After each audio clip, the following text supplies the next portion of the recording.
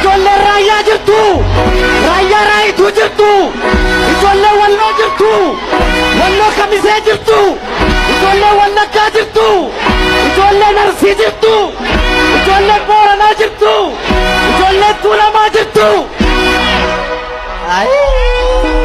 Barriisaan bara 1986 waggaa 40 har'aam akka lakkoobsa faranjii turem bara urjiin guddicha Oromoo dachee Oromiyaa abuureem bara eebbifamaa bara sabatti abdii horeem bara ilmi jabaan dhalatee biyyaaf jira jedheem eeyyeem bara san bara milkiin toleem bara hunda caaleem hordoftoota keenyam jaallatamoom atiiwwan chaanala yuutuubii Milkoo Intarteementii ashamaa harka fuuneem waa malee kanan kaasnim barri 1986 maal fide laatam jechuun keessan hin oolleem turtii keessan nama xumura qophii keenyatti nu waliin qabaadhaan affeerra keenya malleem.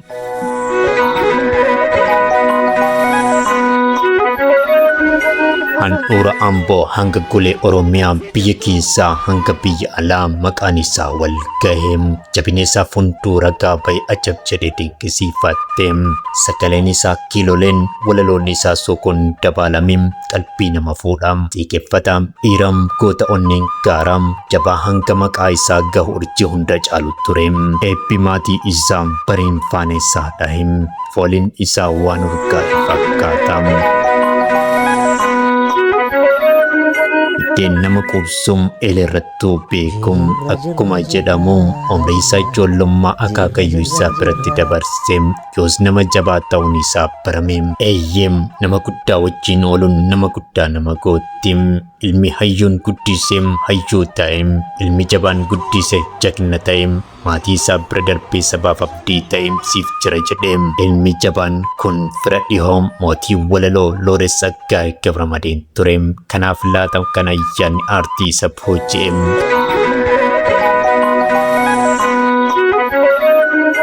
Sagalee isaa sirboota aartistii Daawitee Mokonniiniin qarachaa tureem sirba Daawitee keessaa farda gurraacham lagarra kaachisaniim qoricha naaf hawwiteem si nyaachisaniim qoricha naaf hawwite anuu dhagaheem meesittaa tolu shakkee biyyaa sii baheem kan jedhu sirbaa tureem.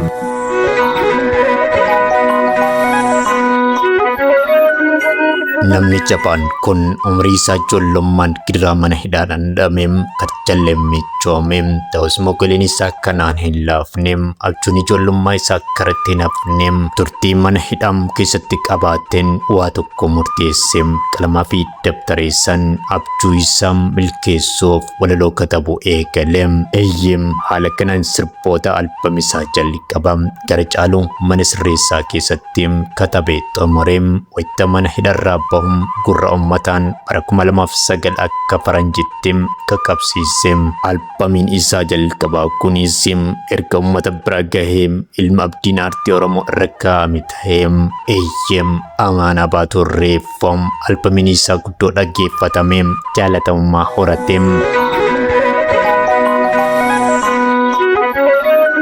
Namni jabaan kun michuu aartistii Jaamboo Jooteefiim waloo simee tufaa tureem sirbooti isaa hundumtuu dhaggeeffatamanii hin kuufamaniim ayyaan aartiin kuulamaniim gurratti nama hasaasum qalbii nama hatum abdii namatti toru jabina namaaf laatum eeyyeem sirboonni isaa jaalalaam galaana jaalalaa nama gordomsiisum sirboonni isaa qabsoo karra dammaqsum sirboonni isaa waan hundaan guutum.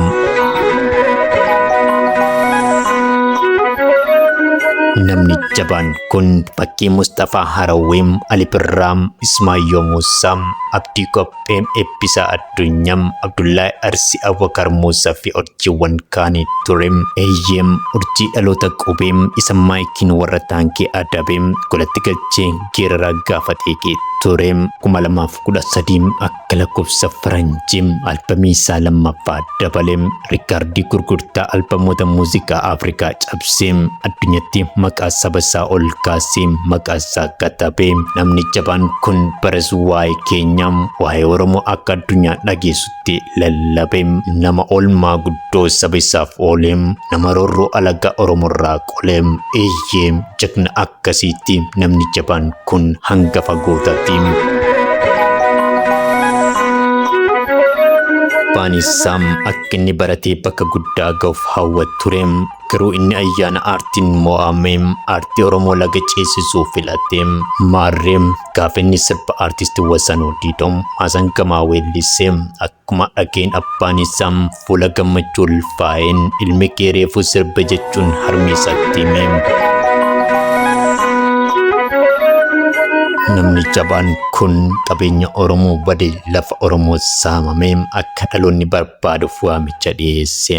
Eeyyam farda siidaa haataniim siidaa dabalee sooreem erga nu daangessanii barri ture bubbuleem jechuunim farda hatamiim lafa sirna bittaan Finfinnee saamameem uummata qe'ee isaa irraa dhiibamee ala kuunfamee haqa lallabeem dhalooti akka farda isaa deeffatuum haqa isaaf falmatu dhaameem garuu har'a dhaloonni inni itti abdate waan amaanaa nyaati fakkaata. Iyyee garaa nama nyaata.